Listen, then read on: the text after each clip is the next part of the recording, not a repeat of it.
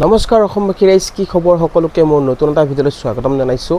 আজি আপোনালোকৰ মাজত লৈ আহিছোঁ কেইবাটাও গুৰুত্বপূৰ্ণ খবৰ। তো মামাই দিছে এবাৰ ভাল খবৰ। তো কি ভাল খবৰ আহিছে আজি এই ভিডিঅ'ত আপোনালোকৰ মাজত আলোচনা কৰিম। তো গতিকে ভিডিঅ'টো কোনো স্কিপ নকৰিব, শেষলৈকে চাই থাকিব। বলক ভিডিঅ'টো আৰম্ভ কৰোঁ। ৱেলকাম টু মাই চেনেল কুট লাগাছাম।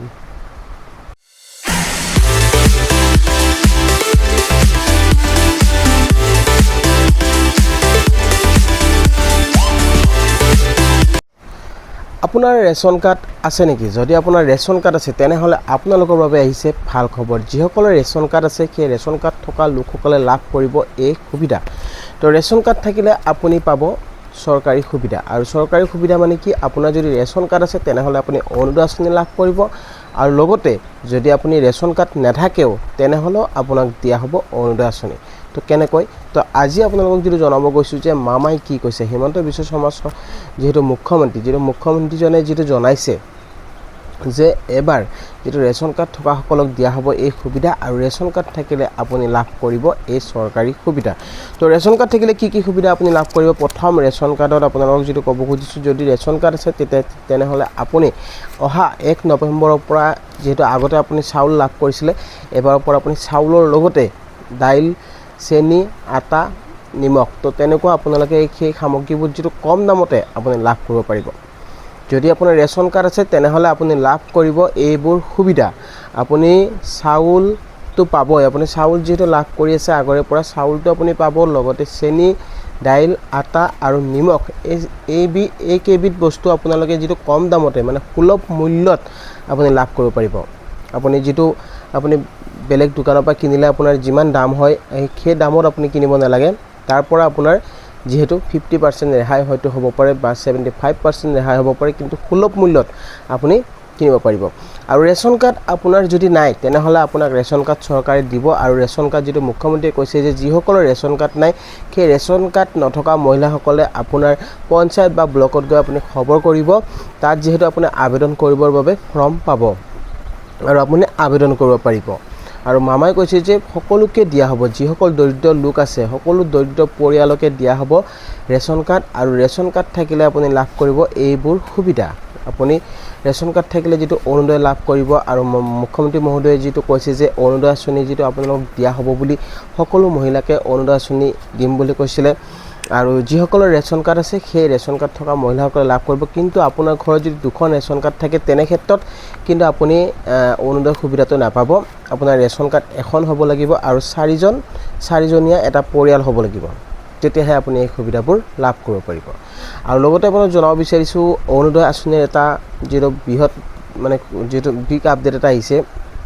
যিসকলে অৰুণোদয় আঁচনিৰ নাম আহিছে সেই নাম অহা মহিলাসকলে যিটো 17 ছেপ্টেম্বৰত লাভ কৰিব 1250 টকাকৈ। যদি আপোনাৰ নামটো আছে তেনেহ'লে আপুনি লাভ কৰিব 1250 টকা। আৰু বহুতে মোক যিটো কমেণ্ট কৰি জনাইছে যে নাম আহিছে, মানে ধৰক নামটো আপোনাৰ যিটো লিষ্টত আছে কিন্তু আপোনাৰ যিহেতু আপুনি পোৱা নাই সুবিধা। তো তেনেকুৱা নহয়, আপোনালোকৰ যদি নামটো আহিছে তেনেহ'লে আপুনি চৰকাৰী সুবিধা নিশ্চয় লাভ কৰিব। আৰু সকলো দৰিদ্ৰ পৰিয়ালকে যিটো মামাই কৈছে সকলো দৰিদ্ৰ মহিলাই লাভ কৰিব এই সুবিধা। আৰু এইবাৰ যিটো 17 ছেপ্টেম্বৰত যিটো প্ৰধানমন্ত্ৰীগৰাকী, আমাৰ মাননীয় প্ৰধানমন্ত্ৰী যিটো নৰেন্দ্ৰ মোদী ডাঙৰীয়াৰ উদ্যোগত, যিহেতু প্ৰধানমন্ত্ৰীৰ উপজা দিনত এই এটা ভাল দিন, যিটো 17 ছেপ্টেম্বৰত আপোনাৰ অৰুণোদয় আঁচনি ধন মুকলি কৰিব। আৰু অৰুণোদয় আঁচনি যিসকলে নতুনকৈ আবেদন কৰিছিলে সেই নতুনকৈ আবেদন কৰা মহিলাসকলক দিয়া হ'ব অৰুণোদয় আঁচনিৰ 1250 টকা যদি আপুনি আবেদন কৰিছিলে। আৰু যিসকলৰ নাম নাই সেই মহিলাসকলে কি কৰিব লাগিব? যদি আপুনি নামটো এতিয়াও আপোনাৰ লিষ্টত অহা নাই তেনেহ'লে আপুনি ব্লকত বা আপুনি পঞ্চায়তত নহ'লে আপুনি মহকুমা অফিচত আপুনি খবৰ কৰক আপোনাৰ নামটো কিহৰ বাবে কৰ্তন কৰি দিয়া হৈছে। যদি আপোনাৰ নামটো নাথাকে তেনে ক্ষেত্ৰত কিন্তু আপুনি এই সুবিধা লাভ নকৰিব।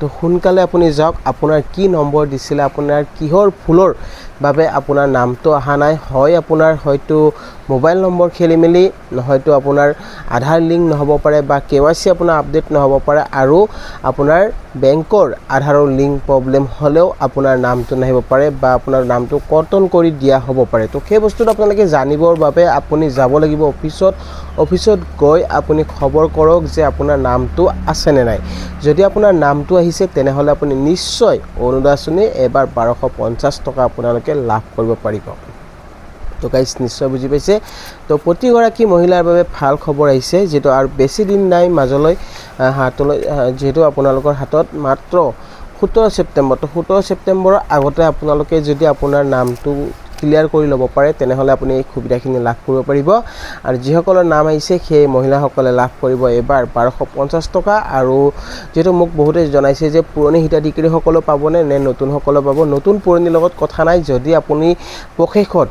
প্ৰশেষত গৈ যদি ডকুমেন্ট জমা কৰিছিলে আপোনাৰ যদি নামটো আহিছে পুৰণিসকলেও যদি জমা কৰিছিলে যদি পুৰণিসকলে প্ৰশেষত যদি যোৱা নাছিলে বা ডকুমেন্ট যদি দিয়া নাছিলে তেনে ক্ষেত্ৰত কিন্তু আপোনাৰ হয়তো নাপাব পাৰে কিন্তু আপুনি যদি গৈছিলে বা ভেৰিফাই কৰিছে তেনেহ'লে আপুনি নিশ্চয় 1250 টকা লাভ কৰিব পাৰিব তো গাইজ আপোনালোকক আৰু এটা নেক্সট এটা খবৰ দিব বিচাৰিছোঁ বিগ আপডেট যেটো PM কিষাণ আঁচনি তো PM কিষাণ আঁচনি নতুন ৰেজিষ্ট্ৰেশ্যন চলি আছে আপোনালোকে কেনেকৈ কৰিব তাৰ বাবে মই যেটো জনাব বিচাৰিছোঁ তো আপোনালোকে প্ৰথমতে আপোনালোকে CSC চেণ্টাৰৰ লগত যোগাযোগ কৰি ল'ব CSC চেণ্টাৰ বা আপোনাৰ অঞ্চলত যদি গাঁওবুঢ়া আছে তেনেহ'লে গাঁওবুঢ়াৰ লগত আপোনালোকে আলোচনা কৰি ল'ব কিয়নো গাঁওবুঢ়াই তেখেতে আপোনালোকক কি লাগিব সেই বস্তুখিনি আপোনালোকক জনাই দিব আৰু মণ্ডলৰ ওচৰত আপুনি গৈ খবৰ কৰিব পাৰে যেটো PM কিষাণ নতুনকৈ যেটো ৰেজিষ্ট্ৰেশ্যন কৰি থকা হৈছে যদি আপুনি নতুনকৈ ৰেজিষ্ট্ৰেশ্যন কৰিম বুলি ভাবিছে মণ্ডলৰ ওচৰত গৈ খবৰ কৰিব বা গাঁওবুঢ়াৰ লগত আপোনালোকে আলোচনা কৰি আপুনি ৰেজিষ্ট্ৰেশ্যন কৰক আৰু আপোনাক ডকুমেন্ট যেটো লাগিব পাৰে আপোনাক এটা পোষ্ট বেংকৰ একাউণ্ট পোষ্ট অফিচৰ এটা একাউণ্ট লাগিব পাৰে সেই একাউণ্টটো আপুনি ৰেডি কৰি ল'ব আৰু মণ্ডলৰ ৰিপৰ্ট এটা আপোনালোকক লাগিব পাৰে